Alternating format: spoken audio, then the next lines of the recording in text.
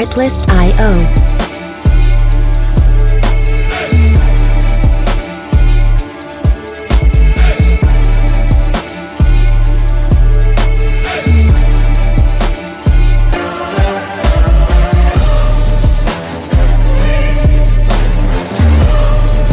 Music licensing reimagined.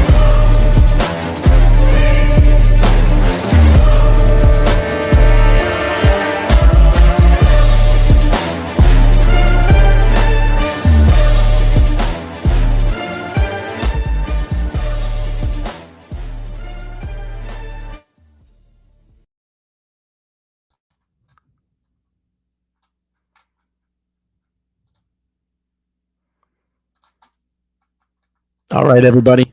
Welcome to the Bald Eagle Podcast. I am Shawn Cressman. I am the Bald Eagle. Okay, it is Wednesday, August 17th. We're going to talk about the Eagles preseason game. We're going to talk about some news, some trades, right? But before we do that, let's talk about what the Bald Eagle Podcast is specifically. Okay, so the Bald Eagle Podcast is a 100% Philadelphia Eagles podcast. So that's all we talk about is the Eagles. Now, we'll talk about other things that aren't specific to the Eagles, but we'll only talk about those because they impact the Eagles. So sometimes we'll mention some things in reference to our NFC East rivals, but that's about it. Okay. Now, 100% Eagles podcast. Now, I'm part of the Philly Sports Alliance. Philly Sports Alliance has a sponsor. Our sponsor is La Terrain Watches. Go to La Terrain Watches, check out all their jewelry, watches, other items. Very nice looking watches at decent prices as well. And in fact, you can lower those prices by putting in a PSA in the coupon code, and you'll get a discount. So check that out. Now, the Bald Eagle Podcast, we have 3 rules. Very important rules, very important to me. The first rule, and is the most important rule, there's no politics. So you don't have to worry about hearing anything about the right, the left, the center, independents, libertarians, none of that shit. We don't talk about any of that. And I purposely don't talk about any of that stuff because I want this to be a way for you to avoid all that shit that stresses everybody out. No matter what side you're on, you're pissed. So let's just leave all that shit at the table. Let's just talk about football, right? I also don't talk about personal information. I don't care what the teams do or the players do on their personal time. I don't care. You probably don't care what I do on my personal time. So we don't talk about that at all. And I'm not censored. I've cursed a couple of times already. So I'm not censored. All right. Now, the Bald Eagle Podcast, what is unique about the Bald Eagle Podcast is during the regular season and postseason, you will get the most in-depth play-by-play analysis right here on the Bald Eagle Podcast. You're going to hear every single play. The important plays are the plays that were meaningful. I'll expand on. I'll explain what happened, who did what, and you'll have more in-depth knowledge about how well the players are doing. Jalen Hurts is a specific example. Stats don't tell you the full picture, but listening to the podcast, you'll know exactly what he did right, what he did wrong, and you'll be one of the most informed people out there. And that's part of PSA's slogan, keeping Philly informed. Now, PSA also, Philly Sports Alliance, also partnered with Philly Sports Trips. So all those Eagle fans out there that were thinking about possibly going to a game, go see the Washington Commanders in Washington week 3. There's a bus trip through Philly Sports Trips. If you go to phillysportstrips.com, they're packing a bus, taking a trip to D.C. to watch the Eagles beat the Washington Commanders. Great. I don't know the price off the top of my head. You can find all that stuff on the website, but I know that it isn't just tickets and a ride. It includes food, and there may be some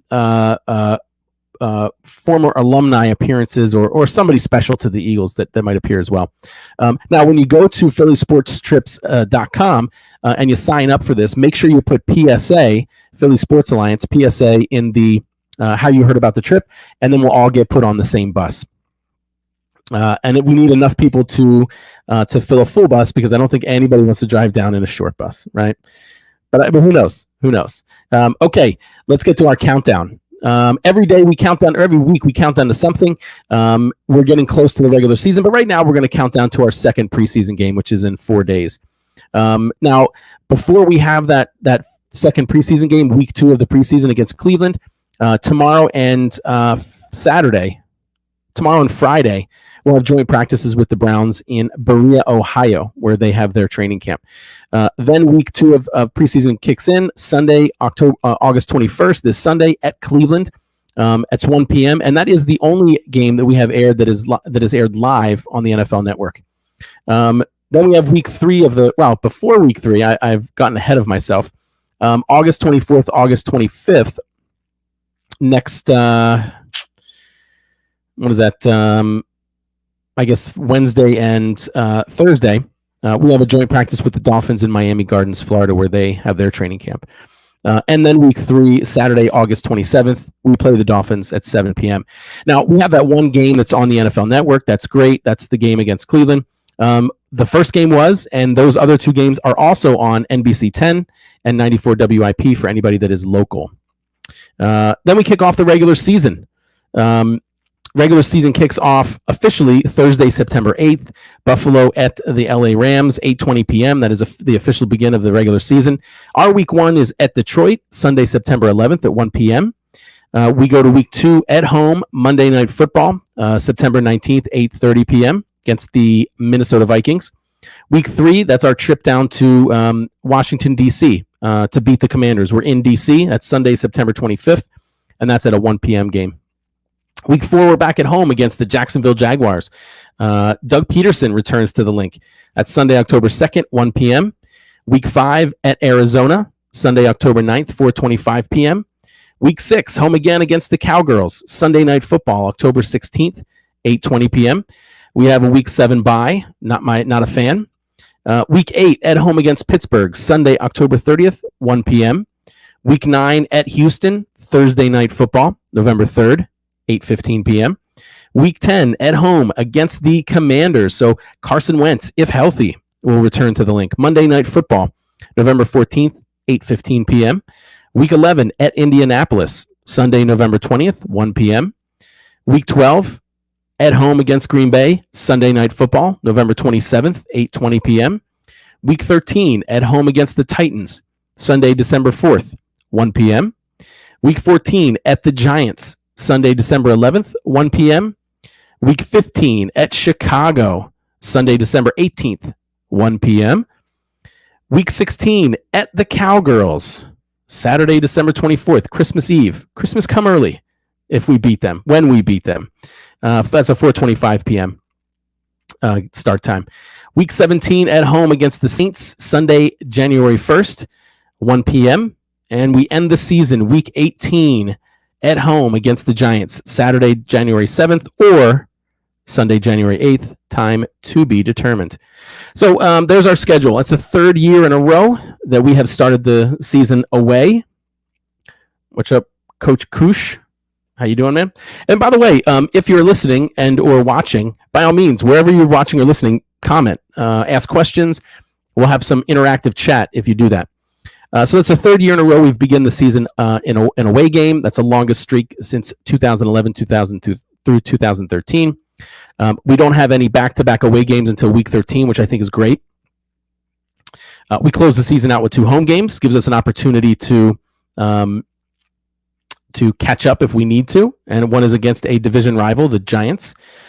We have the earliest bye week we've had since 2016. In 2016, our bye week was week 4, which is extremely early. Thank goodness it's not that early.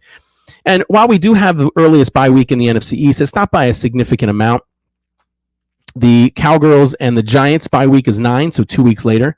Washington has the best bye week. They're week 14. That's I'm envious of that. And I think you heard me when I said, hopefully you heard me when I said Thursday Night Football, Monday Night Football. We have a lot of primetime games. In fact, we are one of 13 teams that has the most in the NFL, which is 5. That's the most we've had since 2018. Now, throughout the decade, right? The century, since 2000, for the 21st century, we have been in the second most primetime games in the NFL with 94. Unfortunately, that is second to the Cowgirls. They are number 1. They've had 100. And we've played the Cowgirls in primetime every season since 2007. The only exception was 2014. It wasn't officially a primetime game, but it was nationally televised, which is what's important. And it was a Thanksgiving game. And then lastly, strength of schedule. The NFC East has the 4 easiest schedules that is determined by your opponent's previous year winning percentage. We have the third easiest, the Eagles, at 0.464. The Cowgirls in Washington are tied for the easiest at 0.462, and the Giants rounded out the fourth easiest at 0.465. If you were interested, the LA Rams have the hardest at 0.567. And then the season culminates in Glendale, Arizona at State Farm Stadium, Sunday, February 12th, 2023, Super Bowl 57. And I'm praying that the Eagles are there. Okay, let's recap our draft. And you might say to yourself, Bald Eagle, why do you keep telling me the schedule? Why do you keep telling me the draft picks? I'll tell you why. I have a horrible memory. And I would assume that there are people out there like me as well that have a horrible memory. So I repeat all of our games. I repeat all of our draft picks. Now, the undrafted rookie signings has been dwindling over time as we cut them or release them. But we're going to go over that as well. Now, and here's the other reason why. Not only will it help your memory, it helps mine. But let's say you're watching a game and you hear a name. You say, oh, wait a minute. That's one of our draft picks. That was a good draft pick. And now you're a little bit more knowledgeable, right? And that's the whole point of this podcast, is for me to talk about football and for you to get a little bit out of it too, right? So let's recap our draft. First round, 13th overall, defensive tackle, monster of a man, Jordan Davis from Georgia. Not only is he a monster, he's a fast monster. I think his 40 was 4.78. Faster than Dak Prescott, faster than the Giants quarterback. I can't think. I told you my memory's horrible. Daniel, and faster than Carson, slightly slower than Carson Wentz. But that was before Carson Wentz had his surgery, so I'm sure he's not running a 4.7 flat anymore, or whatever he ran in the combine. We traded the 18th and 101st overall picks to get A.J. Brown from Tennessee. Huge acquisition, probably one of the better ones we've had in a while. He's a big physical veteran wide receiver, which I thought we needed last year, but we didn't get. Daniel Jones. Thank you, Monkeys Forever on Instagram. Daniel Jones. Great acquisition. And you're going to find, no matter what his numbers are, well, I wouldn't say no matter, right? But even if his numbers aren't as good as you think they should be, he's impacting everything else. And I'll explain why. He did it already in the preseason game, even though he didn't have any receptions. Second round, 51st overall, center Cam Jurgens from Nebraska. He's been making a name for himself. Did very well in the preseason game. Third round, 83rd overall, linebacker Nakobe Dean in Georgia. He had a good preseason game. Sixth round, 181st overall, linebacker Kyron Johnson. Didn't see a lot of him. Don't recall seeing a lot of him for the preseason game. And then sixth round, 198th overall, tight end Grant Calcaterra, SMU. He's been making a name for himself as well. And then we still have a handful of undrafted rookie free agents. Josh Blackwell, corner from Duke. Reed Blankenship, safety from Middle Tennessee State. Kennedy Brooks, running back from Oklahoma. We saw a lot of him in the preseason game. Britton Covey, wide receiver from Utah. He's been returning kicks. Mario Goodrich, corner from Clemson. Josh Jobe, corner from Alabama, who has been climbing the depth chart. Josh Sills, offensive lineman from Oklahoma State. Carson Strong, quarterback from Nevada. Heard good things about him in spring training or spring practices, but have not heard from him since, and he did not play in the preseason game. And then Carrick Wheatfall, wide receiver from Fresno State. Interesting to note, Carrick Wheatfall is the only guy that we signed when we had the rookies come to camp, and we had some tryouts. We had rookies try out as well. He's the only guy that we signed.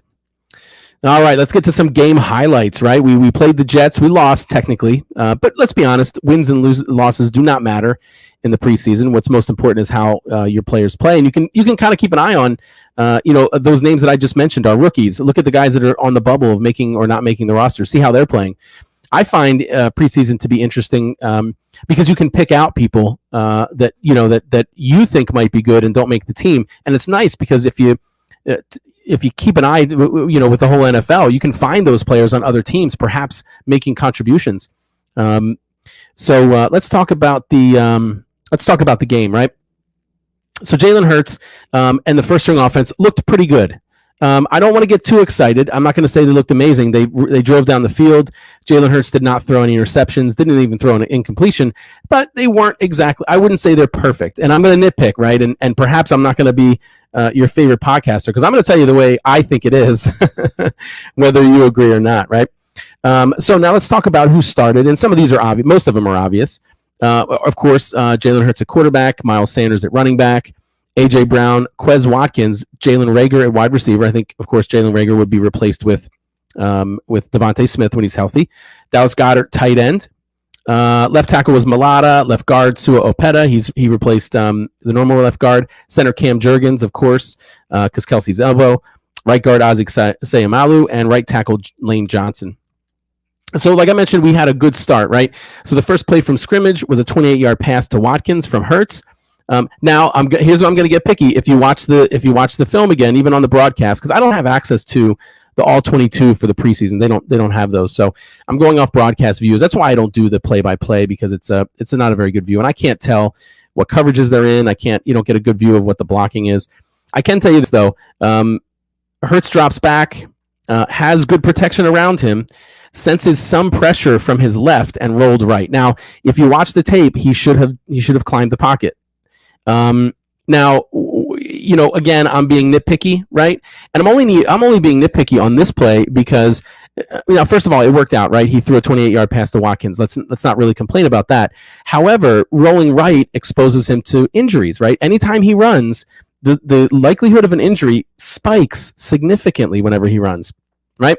And let's be honest, a quarterback that is injured isn't very good. Doesn't matter who you have on your team if they're injured. So I want him to stay in the pocket and I want him to run, but only when it's absolutely necessary. And it wasn't on that play. He could have stepped up in the pocket and most likely still found Watkins. Now, the next play, he did stay in the pocket, dumped it. He waited, looked around, didn't see anybody, dumped it off to Miles Sanders. Miles Sanders looked pretty good on the run after the catch. The next play, he threw a quick pass to Jack Stoll. That's what I'm a fan of, is the drop back, dump it off very quickly. Jack Stoll has been another. We started early with a bunch of rookies and players that haven't really shown themselves, proven themselves at tight end, and now we're all of a sudden we have too many because they're all doing relatively well, which will lead to why we traded away one of our wide receiver tight end hybrids. If you haven't heard, we'll go over that. So quick pass to Jack Stoll, 6 yards, really good. Quick pass over the middle to Watkins for 4 yards. The next play, Hurts is in the shotgun. He drops back, he feels pressure, and he runs to his right. Now, I don't know. I couldn't tell because the angle wasn't the best if there was legitimate pressure from his left, and that's why he rolled right. But again, he could have stepped them in the pocket. And here's an exact reason why I want him to stand in the pocket and not roll to the right, because he got his ass hit, right? I know it was an illegal hit. He was out of bounds. It shouldn't have happened, but it did. And what if he would have gotten a concussion, right? What if his cleat would have stuck in the grass, or he would have landed awkwardly on his ankle or his knee? Like, I don't want this shit to happen, so I want him to stay in the pocket.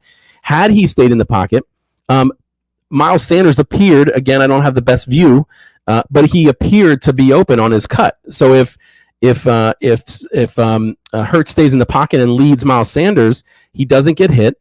And perhaps we have an actual gain versus essentially a sack. It technically was called a sack because he didn't make it back to the line of scrimmage before he went out of bounds.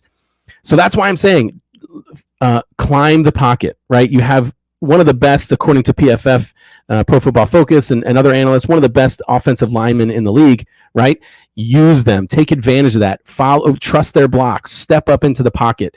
Focus on downfield passes because that's what's going to win the game, right?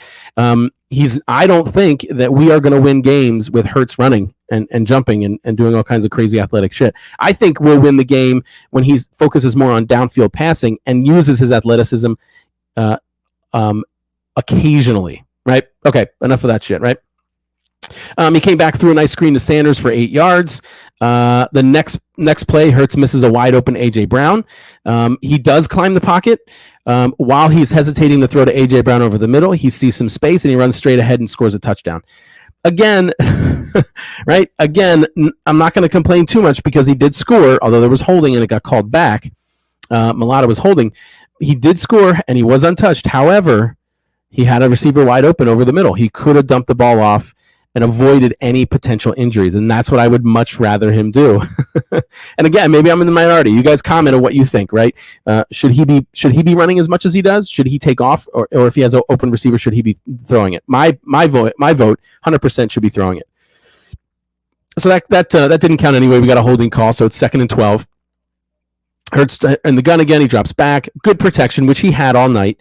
Throws a perfect pass to a wide open Goddard. So Goddard turns around, jumps over a jet, right, for a 22-yard reception and a touchdown. Now, I mentioned earlier A.J. Brown didn't have any receptions in the game. You might be thinking, oh, man, he sucks. No.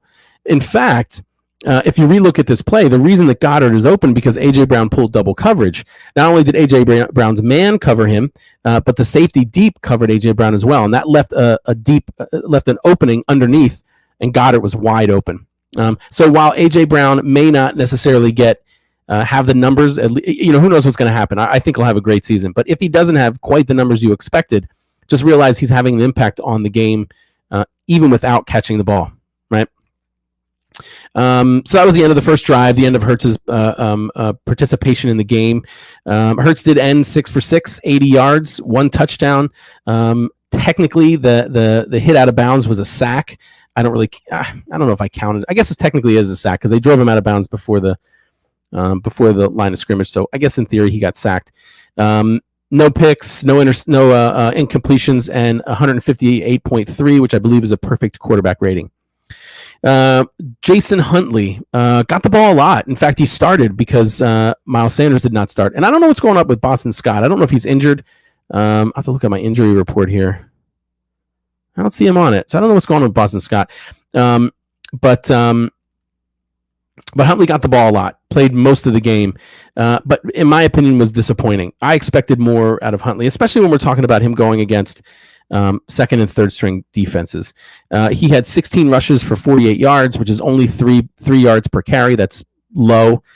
Your goal is to be at least, 5 is excellent, right? Anything above 5 is, you're close to the top 10% in the league. He did have 1 touchdown, but he also had 1 lost fumble. He did have 4 receptions on 5 targets, 39 yards for a 9.8 average. Now, he was technically our leading receiver as far as the 4 receptions, and he did do well returning kicks. So maybe that's where his specialty is, right? What's up, Jock Talk? I'm good. How about you? So maybe his specialty for Huntley is kick returns, right? And he did well with that. He had 2 returns for 61 yards. That's a 30.5 yard average. Hey, what's up, Felicity? Thanks for watching. And he did have one 43-yard kick return. So did a good job returning kicks, decent receiving passes out of the backfield, but did not run as well as I had hoped. Kennedy Brooks, he played some of the game as well. He didn't do very well either, in my opinion. He had 7 rushes for 26 yards, which is a 3.7 average, slightly better than Huntley's 3, but nothing remarkable. And I didn't check Kennedy Brooks. I should have checked his 40, but he doesn't look very fast to me. He's not going to be somebody that's going to outrun or be able to go side to side. He's going to be more of a north and south guy. Happy that JJ is gone. Yeah, I'm glad we got something for him. I would say that. I don't think he was gonna have a meaningful impact on our team this year. So to get somebody that might, I think, is a positive. Let's see. Pascal led the team with 41 receiving yards on 2 receptions. He looked good, I thought, especially coming back from losing 16 pounds due to his food poisoning. Kaiser White had a really good game. Had the first defensive tackle of the game for the Eagles. And then he picked off Zach Wilson on the 5th defensive play for the Eagles. Great jump on the ball, good coverage. I can't remember the last time a linebacker had an interception. So that's amazing. Defensive end Josh Sweat. So the starting lineup officially for the preseason game was Josh Sweat and Hassan Reddick at defensive end, Milton Williams and Fletcher Cox defensive tackles, Kaiser White and TJ Edwards were our linebackers, Avante Maddox. James Bradbury and Shutdown Slay were corners, and then Marcus Epps and Anthony Harris were safeties. Yeah, Pascal, he looks good. I think he looks good. He's he's been somewhat. I mean, I wouldn't. I'm not going to say he's. I mean, he could be a fourth to Quez Watkins. I mean, him and Quez Watkins might even fight out for that third spot. But I thought he looked really good. Linebacker Nakobe Dean, I said he had a good preseason game. He played 24 snaps, and according to Pro Football Focus, he got a grade of 77.4. And on run defense, he had a grade of 85.4, which is good. I hate to bring it up. I don't know what's going on with him. I heard rumors that perhaps Denver is interested, and I hope they are. But Jalen Reagor, I guess he had an okay game. He had a couple of receptions, but all against, second and third string defenses. And he did try and return a punt. And not to my surprise, I wasn't surprised. He tried to run to the side. He doesn't understand the concept of running, north and south when he returns punts. And he went to the right and had 0 yards for no gain, which is typical Jalen Reagor. Every time he returns a punt, tries to outrun the coverage, outrun everybody to the sidelines, and he's just not fast enough. Or they expect it, because I did. Now, again, compare that with Huntley, who returned kicks and went straight up the field, who had 61 return yards and a long of 43. So there's easily Reagor could perhaps be a better returner if he just ran straight ahead instead of always running to the side. All right, game ended 24-21 in favor of the Jets. And I think overall, I think we looked as a team. I thought we looked really good, and we had some. I'm really positive or bullish, you might say, on our depth. All right, yeah, it's called when I played. The coaches would yell at you, north and south. You run the ball north and south, not east and west, right? All right, so let's get to some Eagles news. I mentioned Josh Jobe when we talked about undrafted free agents. He's been moving up the depth chart. And in fact, last practice, which was yesterday, I don't believe they practiced today, he worked with the first team defense when James Bradbury went inside. I'm hearing Kenneth Gainwell struggling a little bit. He had a great first year, I thought. They played him a lot more than I expected. Sanders didn't play as well as I thought. But he's struggling. Apparently he fumbled after a catch on Monday, and yesterday he had 2 drop passes. I agree, Jock Talk. First and second teams looked really good. And like I said, I think I'm really happy about our depth in most positions. Devontae Smith was back to practice on Sunday, and Jalen Hurts apparently went to him early and often, even though he to catch up on all that missed time. Hugh Douglas and Trent Cole will be inducted to the Eagles Hall of Fame later this season, and we'll talk a little bit more about that. Yeah, but it's just so Sanders is hurt. It's a hamstring. I think officially the Eagles listed it leg soreness, so we don't know for sure if it's serious. And it's not. I'll talk about this when we talk about injuries, but I don't think it's a consistent thing with Sanders. Now I don't know how to prevent hurting your hamstring. I really don't. Maybe you have to warm up more.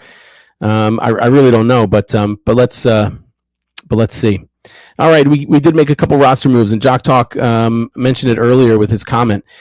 We traded tight end / wide receiver J.J. Arcega-Whiteside to the Seahawks for defensive back Hugo Amadi. For those that are interested, that is not his full first name. I'm not going to try and pronounce it, but if you go online and look him up on say Pro Football Reference, I think it is. They'll give you his full name. It's a mouthful. Most likely, Hugo is going to play at safety. Of course, that's where we have have some weakness. He was a 4th round, 132 overall pick by the Seahawks in 2019. He's 5'9", 201 pounds. Not real impressive combine numbers. He ran the 40 in 4.51. Not fast for a corner. In fact, as compared to corners that draft, he was 59th percentile. His vertical is only 32.5 inches. That's 15.8%. So barely not even 16th percentile. So he was pretty poor at that. Broad jump, 115 inches. Again, 18th percentile. Shuttle, 4.19 seconds. A little bit better, 48th percentile. Now, if you want to be good, you're in 99th percentile. So this guy is barely even beating half of the other wide receivers. His 3-cone, 7.21 seconds. Other corners. His 3-cone, 7.21 seconds, was 16th percentile. He did, however, start 12 of 47 games played in. while he was at Seattle. He had 1 pick, 2 forced fumbles, 125 tackles. 102 of those were solo, and he did have 6 tackles for a loss. He is versatile, right? And that's, if you've paid attention to some of the guys that we've gotten either by free agency or drafted, they're always guys that can play more than one spot. He played over 550 special team snaps over the last 3 years with the Seahawks. And last year he'd had time playing a nickel corner, a box player, and a deep safety. So he has experience playing more than one position, which we love. We had to cut our team down to 85 as of today at 4 p.m. We took care of it by yesterday. We released offensive lineman William Dunkel. He was an undrafted free agent. We released linebacker Ali Fayyad, another undrafted free agent. We waived wide receiver Lance Lenoir. We waived safety Jared Maiden, and we waived corner Jimmy Moreland. So we're down to the NFL required 85 players on our roster now. Speaking of injuries, let's go to the injury report real quick. We have a little bit to talk about. Nothing serious. We don't get too upset, at least at this point. There's nothing to really get that upset about. Miles Sanders is probably the most concerning injury. He missed practice yesterday because of a hamstring injury. I mentioned that the Eagles labeled it as leg soreness. We're unsure of how severe it is, but he's had issues in the past. In fact, in 2020, he had a hamstring injury on August 19th, so only a few days away. He missed week 1, and that year he was back week 2.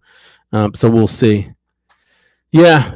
I guess he corner Jimmy Moreland didn't do well. I hadn't heard anything about him from camp, and I don't remember him doing anything impressive in the preseason. So there's your answer, right?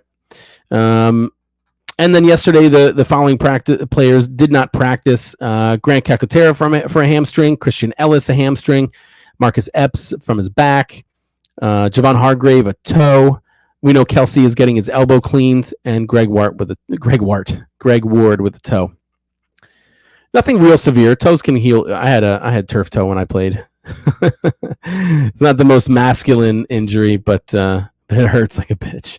But it goes away. It's something it's something that requires surgery or any of that stuff. All right, we talked about roster cuts. Let's talk quickly about some NFL news. So I've said this a couple of times, and I'll keep saying it. Right. So the roster cuts are tiered this year. So as of today at 4 p.m., which is past, of course, everybody had to cut down from 90 to 85. Next week after week 2 of the preseason, August 23rd by 4 o'clock, they have to cut from 85 to 80. And then August 30th, after the last preseason game, they have to make the final cuts from 80 to 53. I like the tiers. I really wish they'd cut him even more, maybe 10 a week. He's struggling. He's not struggling. He's given the coaches, they can't just, we have a lot of tight ends now that are doing well. And Noah is one of them. He's doing very well. And, so that's a position that all of a sudden we have a lot of depth at.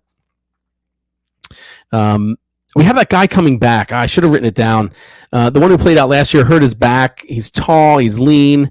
We have Goddard. We have Jack Stoll, who did well. We have Noah. So we're doing well at tight end, and this is why this is a great example of right. He's giving the coaches, making them struggle. Right, they have to make difficult choices, and this is why I'm saying Tyree Jackson. There he is. Yeah, Tyree Jackson. He's coming back in the next few days. This is why I say I want more cuts. Right. So in our example, we're stacked at tight end, but there might be teams out there that don't have a good tight end or don't have a good second string tight end. Right. So if we were to have to cut 10. Instead of 5, perhaps we cut one of our tight ends. I don't know who it would be, but perhaps we do. And that means he's out there available for other teams who might not have tight ends. And the same thing works in reverse, right? We might have a weakness, safety, right? For example, maybe there's a team out there that is stacked at safety, and that some of the guys that they cut would be a player on our team. All right, NFL Network, in case you guys are curious about ratings. I'm always interested in things that affect the NFL because, of course, that affects the Eagles, right? The more successful the NFL is, the more money they make, the more people that watch, the better things are going to be. So the NFL Network was the number 1 network on Saturday, this past Saturday, the 13th. They had the top 3 telecast between viewers 18 to 49. And the Seahawks against the Steelers was the NFL Network's most watched preseason game since 2015. All right. Any other comments out here? Anything else you guys want to talk about before we go to the old bald eagle fact? Bald eagle fact. Again, this is one of my favorite parts of the show. I get to talk about Eagles history. I get to talk about teams, beginning from 1933, Pro Bowl players. Yeah, right. I remember that. Yeah. They cut him, hoping he would make it to the practice squad, but the Colts grabbed him. Yeah. If Jock Talk, if I recall, he is a local guy too, right? He's I think he's from up near Allentown, just like Kennedy. Was it Kennedy Brooks? No, Kaiser White's from Emmaus, right? So I think there's some ties to the local area. Okay, so the bald eagle fact. One of the things I do is I talk about Pro Football Hall of Fame inductees that are Eagles, players that lead the Eagles in all-time Eagle receiving yards, all-time Eagle leaders in sacks, things like that. Today I'm going to talk about, and we already talked about it briefly, but 2 inductees to the Eagles Hall of Fame, not the Pro Football Hall of Fame, but the Eagles Hall of Fame. They started their Hall of Fame, I think, in 1987, maybe. And immediately everybody that was in the Pro Football Hall of Fame was, of course, in the Eagles Hall of Fame, and then they've been adding people since. So 2 people that are going to be added this year are Trent Cole and both defensive ends, Trent Cole and Hugh Douglas. That'll happen on November 27th when we have that Sunday night football game at home against the Packers. So Trent Cole, if you're not aware, he was drafted 5th round, 146 overall in the 2005 NFL draft. He was an Eagle for 10 years as a defensive end from 2005 to 2014. Played his whole career with the Eagles, I believe. He started 145 out of 155 games that he played. Playing 155 games is the 3rd all-time against defensive linemen as an Eagle, and 14th among all Eagles players in history. He had 85.5 sacks, which is 2nd most in Eagles history. Anybody want to take a guess at who was number 1? If you don't know this, then you're not an Eagles fan. Reggie White. Reggie White crushed it by a significant amount. I think he had over 100. He played 4 seasons. He had 4 seasons with double-digit sacks. That is the 2nd most in Eagles history. Reggie White holds that record as well. I think he had 8. He had 569 tackles. 436 were solo, which is 9th in Eagles history. He had 124 tackles for a loss, 149 QB hits. Now, I don't know how he ranks in tackles for a loss, and QB hits because they didn't track that. They haven't been tracking those stats for long enough. So, like Reggie White, we don't know how many quarterback hits he had, although it probably was a lot. Probably was a lot. Trent Cole was a 2-time Pro Bowler in 2007 and 2009. He was a 2nd-team All-Pro in 2009, and he was part of the 2005 NFL All-Rookie team. So he'll be inducted on November 27th into the Eagles Hall of Fame. We also have Hugh Douglas, another defensive end. He was a first-round 16th overall pick by the Jets in 1995. The Eagles traded for him and got him in 1998. He played 6 years as an Eagle, as a defensive end, 1998 to 2002, and then he came back in 2004. He played 82 games and started in 64 of them. He had 54.5 sacks, which is 4th most in Eagles history. He had 2 seasons with double-digit sacks, 223 tackles, 186 solo, and 59 tackles for a loss. He was a 3-time Pro Bowler, 2000, 2001, and 2002, a first-team All-Pro in 2000, and second-team All-Pro in 2002. Yeah, I agree. Right. I don't know if he wanted out, but man, it was Reggie White. Letting him go was, that was a huge mistake. And then when we're talking about Hugh Douglas here, he did return. He did take a year off from the Eagles, 2003. He played in Jacksonville maybe, but he came back in 2004 and helped us get to Super Bowl 39.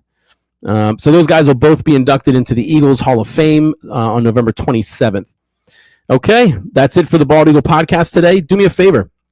I'm going to pull up some. Don't go anywhere. Look at check out my screen and look at all the shows that we have on the Philly Sports Alliance. Of course, you're always going to be glued to whatever social media you like to watch me on Wednesdays at 6 p.m. to hear all about the Eagles and only the Eagles, right?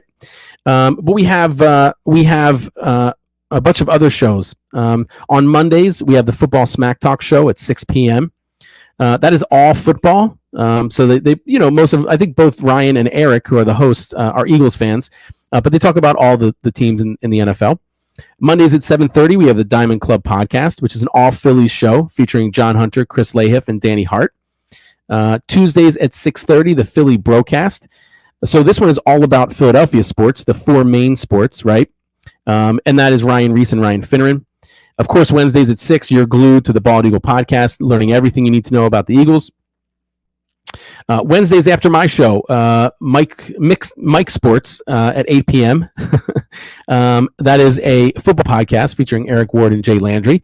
Talk about the whole NFL. Eric is an Eagles fan. Jay Landry, unfortunately, is a Cowgirls fan. But at least you get two opinions. I don't know. I hate to be okay with that, but he's still on Philly Sports Line, so you should watch him anyway. Thursdays at 5:30, Tendies on Pattison. That's an all-flyer show featuring Paul Batcho, Jack Griffin, and Chris Lahiff. And Thursdays at 7, last but not least, we got Tables, Ladders, and Chairs, which features Eric Ward and Mike Rouse. Thank you, Jock Talk. So check out all those guys. Now, of course, you're going to follow all those guys. Everybody on social media, you're going to watch all those shows. But on top of that, we partnered with a couple of people. We also partnered with Six Pack Coverage. They're a national media company located in Tennessee. They have podcasts on everything, not just football. They have podcasts about all sports and not just sports. They have podcasts about fitness, about travel, food, finance, entertainment. I was on a podcast with one of the guys from Six Pack, and he had to get up early to watch one of the Star Wars movies, so he could give you guys a rating and tell you what it was like, if it was good or bad, right? So check out Six Pack Coverage for all those things, and look at Painted Lines. The Painted Lines is also a sports podcast company. They have a bunch of sports podcasts. We're streaming on their YouTube, so check them out as well. All right, thanks for watching the Bald Eagle podcast. Go Birds.